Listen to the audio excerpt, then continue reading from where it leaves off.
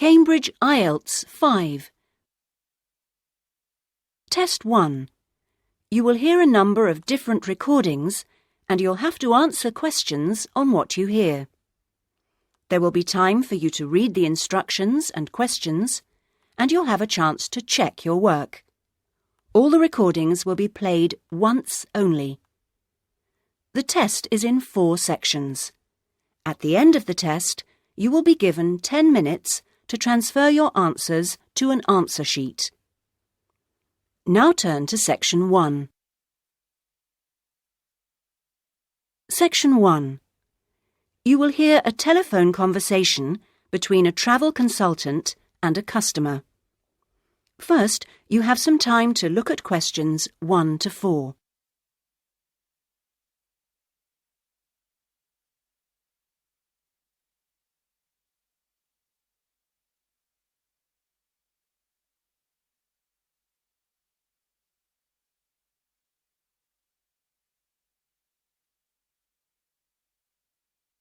You will see that there is an example which has been done for you.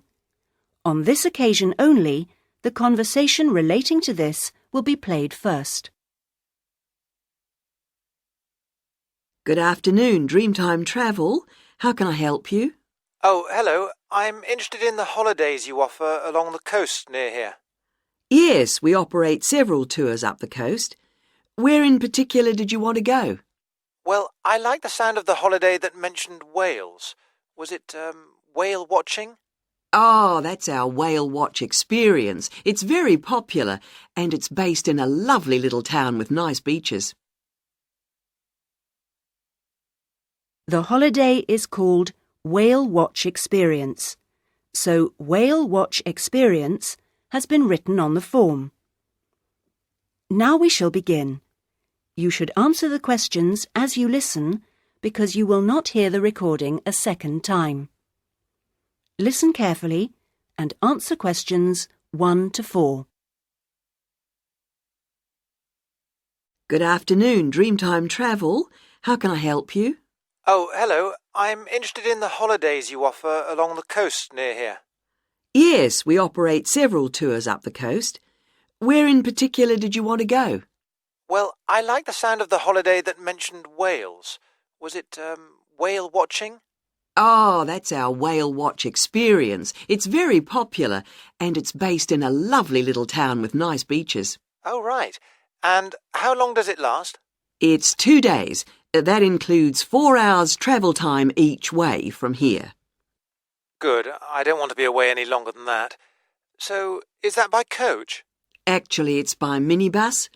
We like to keep those tours small and personal, so we don't take a whole coachload of people. In fact, we only take up to 15 people on this tour, although we do run it with just 12 or 13. Oh, right. So, do you run these tours often? Well, it depends on the time of year. Of course, in peak times, like the summer holidays, we do them every weekend, but at the moment, it's usually once a month at most. And when is the next one going? Let me see.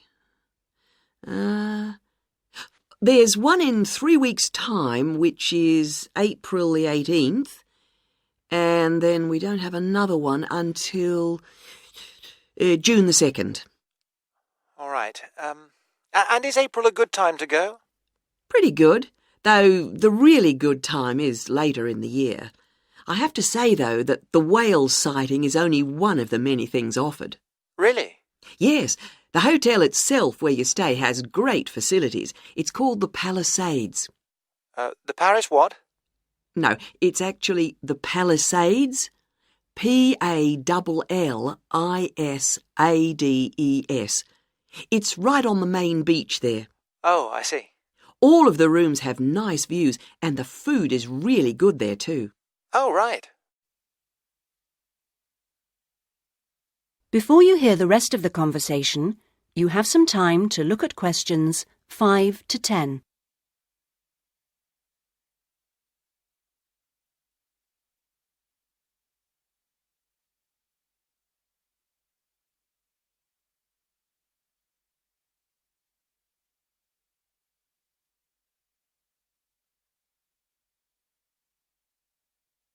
Now listen and answer questions 5 to 10. And what about the other things, that are included in the price? Oh, there are lots of things. If you don't want to do the whale watch cruise, your guide will take anyone who is interested either on a bushwalk through the national park near the hotel, and there's no extra charge for that, or on a fishing trip. That's an extra $12, I think. And there's also a reptile park in town. That costs more or less the same. No, I think I'd prefer whales to snakes. Yeah. And if you just want to relax, you're free to sit by the hotel pool or go down the beach. Oh, and they also have tennis courts at the hotel, but you have to pay for those by the hour. But there are table tennis tables downstairs, and they're part of the accommodation package. Just speak to your guide. Well, that sounds good. So how much is the basic tour price?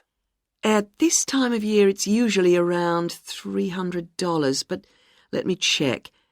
It's actually $280.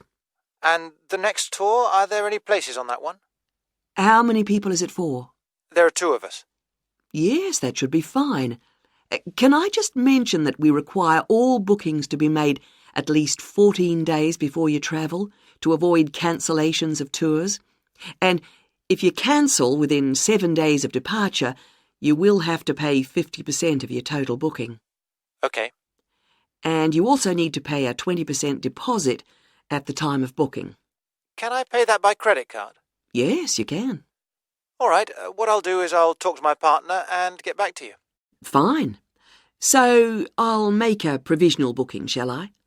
2 for the whale watch experience. Let me issue you with a customer reference number for when you call back. Do you have a pen? Yes. OK. It's 39745T. That's T for Tango. When you call back, ask to speak to the tour manager. That's me, Tracy. Fine, I will. That is the end of section 1. You now have half a minute to check your answers.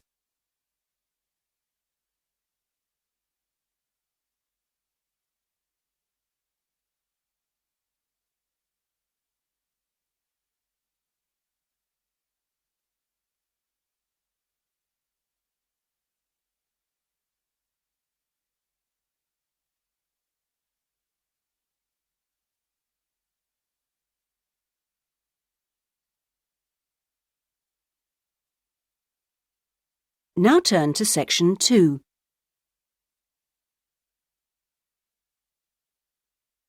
Section 2.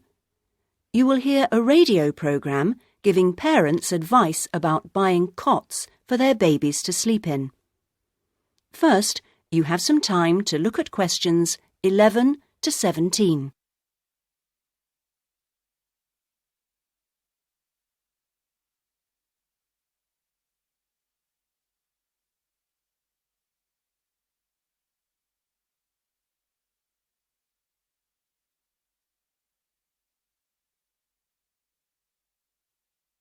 Now listen carefully and answer questions 11 to 17. Hello and welcome to today's Buyer Beware program, where we give you some tips on how to spend your money wisely. Now, in today's show, we're looking at beds for children and babies. Let's start by looking at baby cots. That's for children of up to 3 years old. We tested 3 different cots, all in the budget price range, and as usual, we will feature the good points, the problems, and our verdict. The first cot we looked at was by BabySafe, and it had several good points to recommend it. Our testers liked the fact that it had 4 wheels, so it was easy to move around. The only slight problems with this cot were that it had no brakes, but they didn't think that mattered too much. At first, they were a bit concerned about the side bar because they felt babies could trap their fingers in it. But our testers felt that this was unlikely to happen, so they've given this one a verdict of satisfactory. The next cot was by Choice Cots, and this time our testers were pleased to find a cot which is simple to put together, unlike others we looked at. On the minus side, our testers did not like the fact that the side of the cot did not drop down, making it difficult to pick up newborn babies. However, the real problem with this cot was the space between the bars. Our testers found they were too wide and a baby could easily trap his head. We felt this was a real safety hazard, and so we've labelled this one dangerous, I'm afraid. Before you hear the rest of the programme, you have some time to look at questions 18 to 20.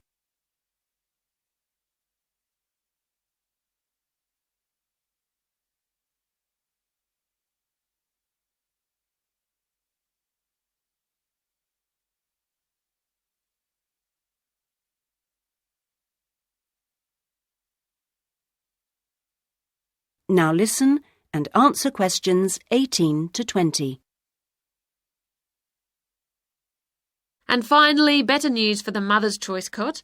This cot was slightly different in that although the sidebar did not drop down, the base could be raised or lowered into two different positions, making it safe as well as convenient. The negatives for this one were quite minor. The only niggle everyone had was the fact that it has no wheels, and the only other problem anyone could find was that there were pictures, which were simply stuck on and so could easily become detached. The makers have now promised to discontinue this practice. As this cot will then be safe in every way, we have made the Mother's Choice cot our best buy. Congratulations, Mother's Choice. So, what features should you look for in a baby's cot? Well, obviously, safety is a very important factor, as well as comfort and convenience. We recommend that if you are buying a cot, do make sure that any metal present is not rusted or bent in any way. You should ensure your cot has only rounded or smooth edging without any sharp edges. This is especially important for wooden cots. And now, on to beds for toddlers. That is the end of section 2. You now have half a minute to check your answers.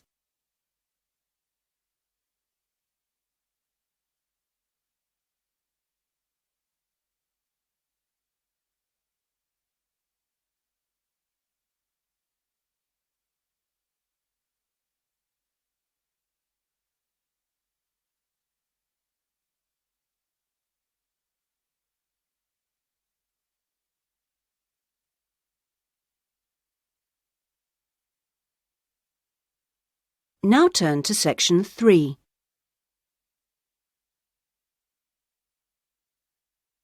Section 3. You will hear a conversation between a student, Andrew, and a student advisor, Monica, about a diploma course. First, you have some time to look at questions 21 to 25.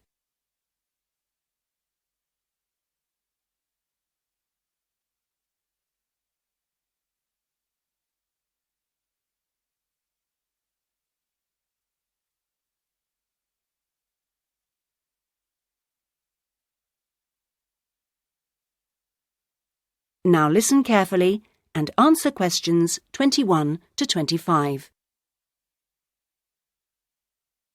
Excuse me, I was told to come here for advice about management diploma courses. You've certainly come to the right place. Hi, my name is Monica. Nice to meet you. My name is Andrew Harris. So, Andrew, have you seen our diploma course prospectus yet? Yes, I've already looked at it. In fact, I thought the information on course content was really useful. But I'm afraid I'm a bit confused by all the different ways you can do the course. Full-time intensive, part-time, and so on. Mm-hmm. Well, let's see if I can help. I think each course type has its advantages and disadvantages, so it really depends on you, your own study habits, and your financial circumstances, of course. Are you working at the moment? Yes, I've been working in the administration section of the local hospital for the last 3 years. Mm-hmm. And before that, I worked in the office of a computer engineering company for 2 years. So I've got about 5 years of relevant work experience. Mm-hmm. And what I'm hoping to focus on is personnel management. I see. And are you planning to leave your current job to study, or are you thinking about just taking a year off?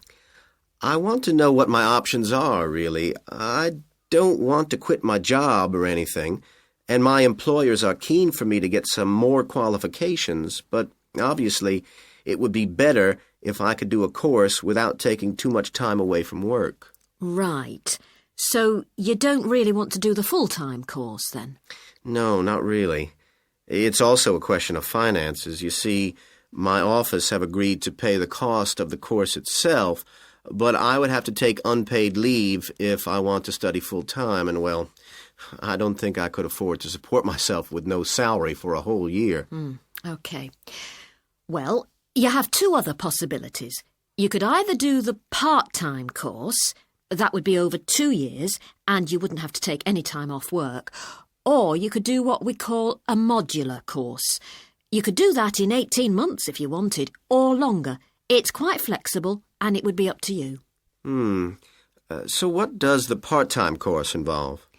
For that, you would join an evening class and have a lecture twice a week. Then you'd have to attend a seminar or discussion workshop 1 weekend a month. What kind of coursework would I have to do? Well, it's a mixture. You'd be expected to write an essay each month, which counts towards your final assessment. You have a case study to do by the end of the course, which might involve doing a survey or something like that. And also you need to hand in a short report every 4 weeks. So that's quite a lot of work then, on top of working every day. It sounds like a lot of studying, and really tiring. Yeah, you certainly wouldn't have much free time. Before you hear the rest of the conversation, you have some time to look at questions 26 to 30.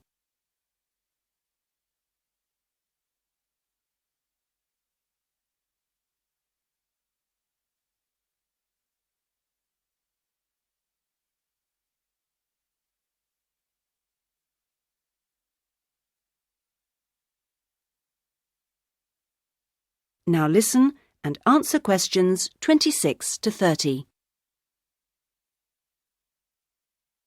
What about the modular course? What would I have to do for that? Well, that's where you get the opportunity to study full-time for short periods. That way you can cover a lot of coursework and attend lectures and seminars during the day. And each module lasts for 1 term, say about 12 weeks at a time. There are obvious advantages in this. The main one being that you can study in a much more intensive way, which suits some people much better. And how many of these modules would I have to do to get the diploma? The current programme is 2 modules, and then you have to choose a topic to work in more depth. But you can base that on your job, and so you don't need to be away from the office. And how long it takes is up to you. The important thing is that you don't have to study and work. You can focus on one thing at a time. Yes, I can see that. It certainly sounds attractive. It would be more expensive, though. I mean, I'd have to support myself without pay for each module. That's true, so that might be a problem for you. Look, why don't you talk this over with your employers and then come back? That is the end of section 3. You now have half a minute to check your answers.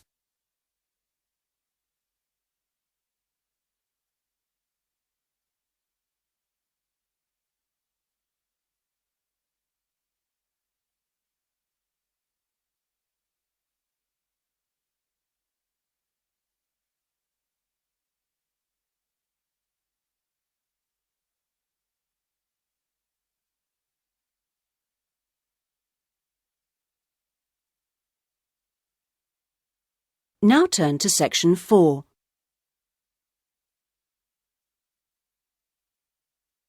Section 4. You will hear part of a lecture given by an economist about North American women's attitude to money and saving. First, you have some time to look at questions 31 to 40.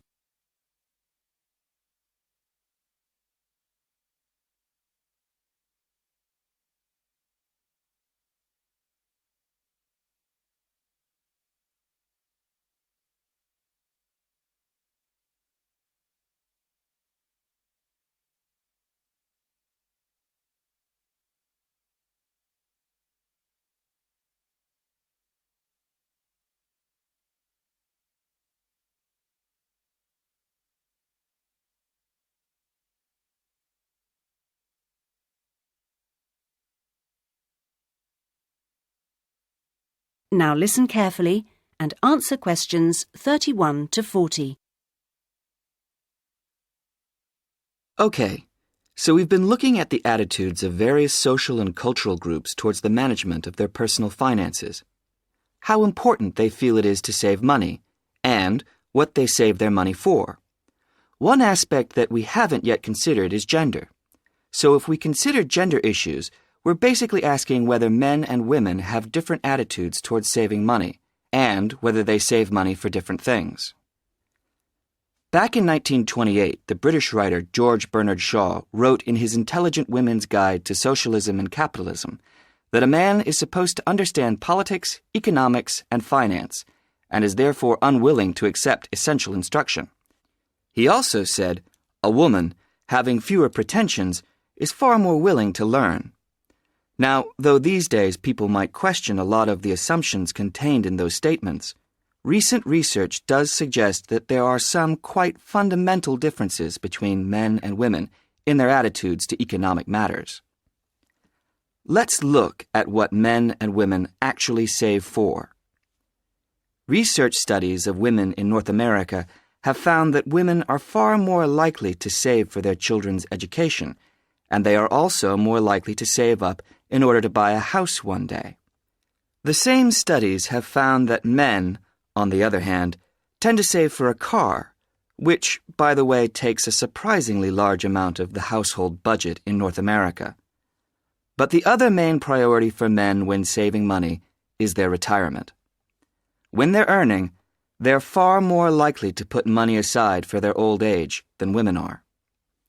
Now, this is rather disturbing, because, in fact, the need for women to save for their old age is far greater than for men. Let's consider this for a moment. To start with, it is a fact that throughout the world, women are likely to live many years longer than men, so they need money to support them during this time. Since women are likely to be the ones left without a partner in old age, they may therefore have to pay for nursing care, because they don't have a spouse to look after them. Furthermore, the high divorce rates in North America are creating a poverty cycle for women. It is the divorced women who will most often have to look after the children, and thus they need more money to look after not just themselves, but others.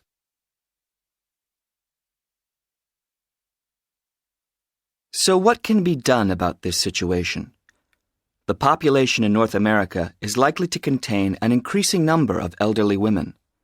The research indicates that at present, for women, it takes a crisis to make them think about their future financial situation. But of course, this is the very worst time for anyone to make important decisions. Women today need to look ahead, think ahead, not wait until they're under pressure. Even women in their early 20s need to think about pensions, for example, and with increasing numbers of women in professional positions, there are signs that this is beginning to happen. Then research also suggests that women avoid dealing effectively with their economic situation because of a lack of confidence.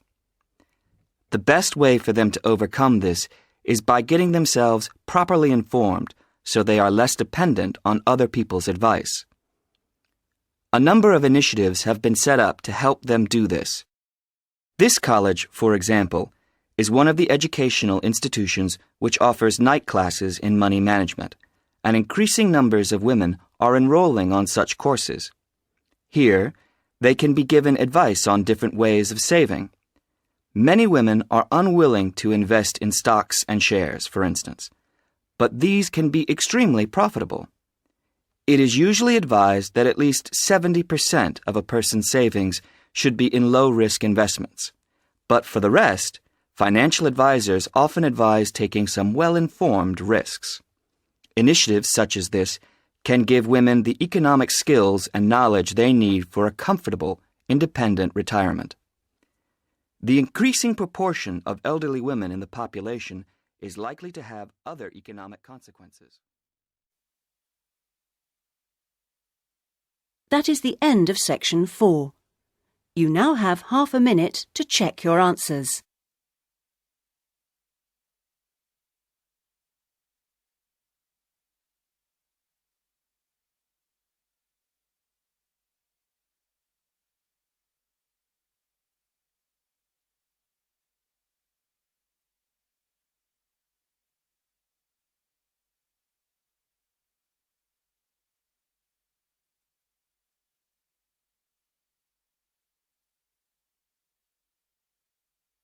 That is the end of the listening test. In the IELTS test, you would now have 10 minutes to transfer your answers to the listening answer sheet.